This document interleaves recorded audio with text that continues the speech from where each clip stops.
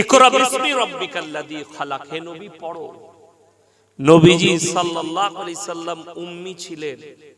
দুনিয়ার বুকে কারোর কাছে নবীজি সাল্লাল্লাহু আলাইহি সাল্লাম লেখাপড়া শিখেননি। যারা আবেগে ইসলাম করে তারা মনে করবে হুজুর তাইলে রাসূলকে, রাসূল সাল্লাল্লাহু আলাইহি সাল্লামকে মূর্খ বলছে। নাউজুবিল্লাহ, আমি মূর্খ বললাম?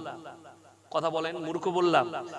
আল্লাহর কসম করে বলছি, পৃথিবীর আদি থেকে অন্ত পর্যন্ত তিনি হচ্ছেন সৃষ্টির শ্রেষ্ঠ। জোরে একবার বলুন সুবহানাল্লাহ।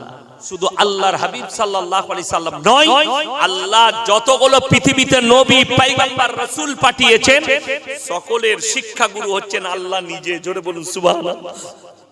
যে লোকটা পৃথিবীর কোথাও শিক্ষা অর্জন করলো না, যে লোকটা পৃথিবীর কারোর কাছে শিক্ষা নিল না, আল্লাহর কসম গোটা পৃথিবীর শিক্ষিতরা আজও পর্যন্ত তিনার জন্য কলম ধরে আছে।